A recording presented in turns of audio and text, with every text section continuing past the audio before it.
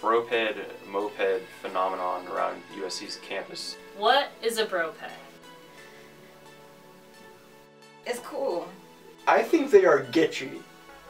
Broped is when two guys both sit on the same moped and one of them in the back is kind of like, I don't really want to do this, it's kind of like weird, and the other one's just like, no bro, it's okay, just hold on to the back. So fellas, I heard you like them broped mopeds. I've never seen a broped, but I've seen a lot of mopeds around campus. I don't understand it. They seem to be using them a lot, and you know, two guys usually are riding on them, so I guess that's why they call them bropeds. Well, the funny thing is you guys always complain about doing the broped mopeds, but it's kind of hard to look masculine when you're riding bitch on the back of a moped.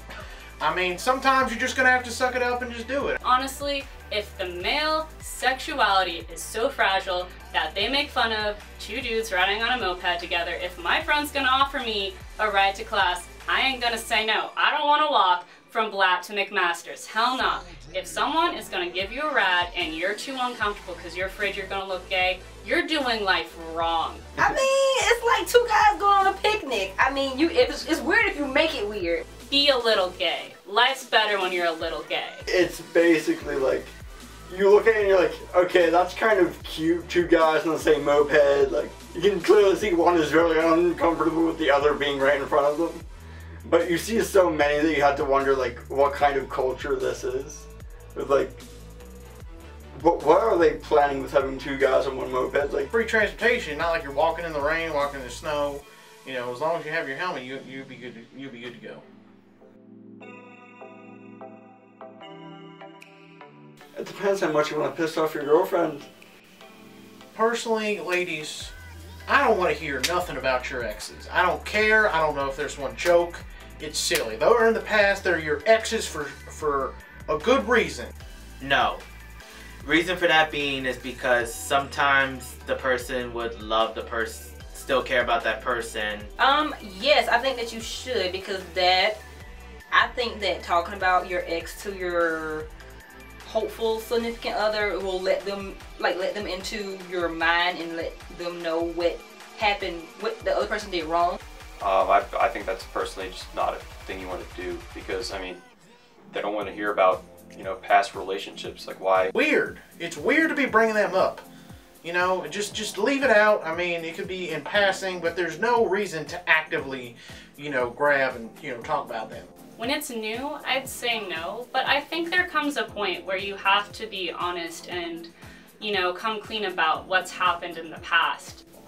To a point. I think if it's where it'll affect the current relationship, like if you have trust issues because of a previous ex, or if it's because of something like that, then you could talk about it, but it's kind of uncomfortable for the other person when one talks about the ex, and because then you kind of want to be the focus of the person's attention.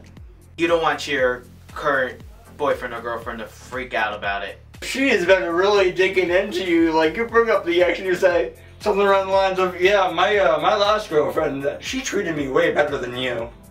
And I'm pretty sure you get a really big rise out of her.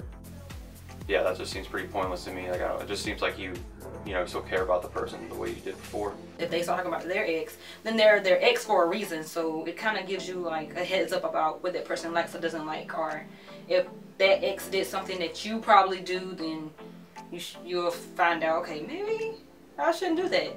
Like, he said he couldn't stand his ex always going to his phone. Maybe I shouldn't go to his phone. Or maybe I do go to his phone, so we're going to break up real soon.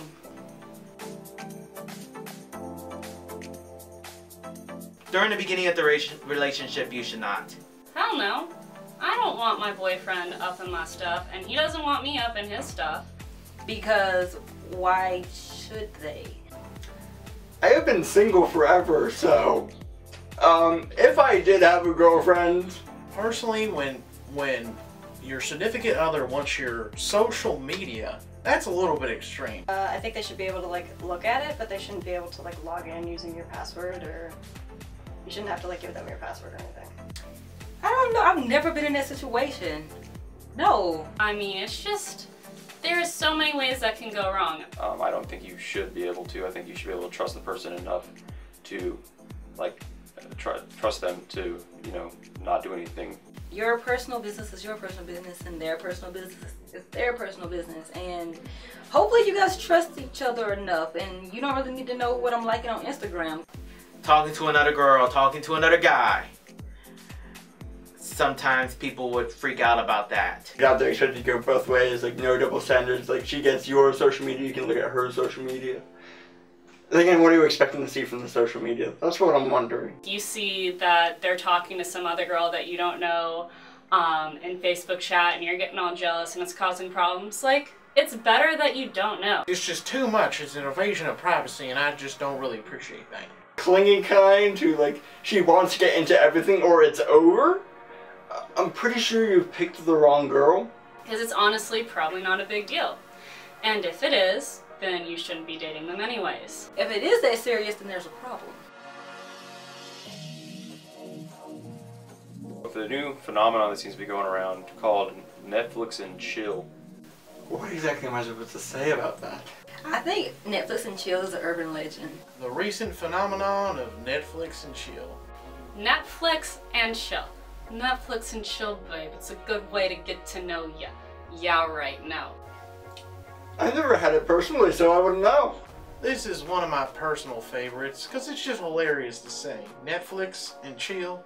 It's like you know what you're getting into, so what's the big deal about saying it? I think it depends on like who's actually quote unquote Netflix and chilling, but I mean it's up to you. If you want to like Netflix and chill, go ahead.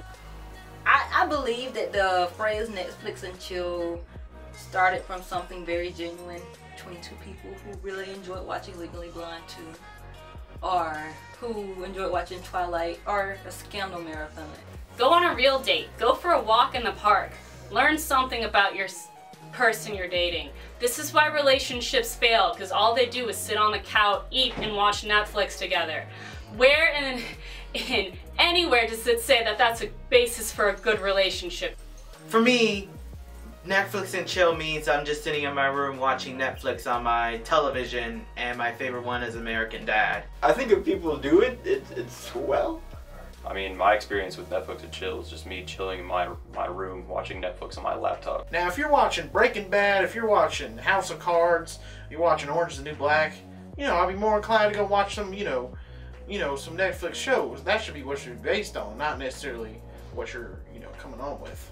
Just, it's always one bad apple that ruins the bunch, and somebody just ruined it, and now Netflix and chill is something completely different.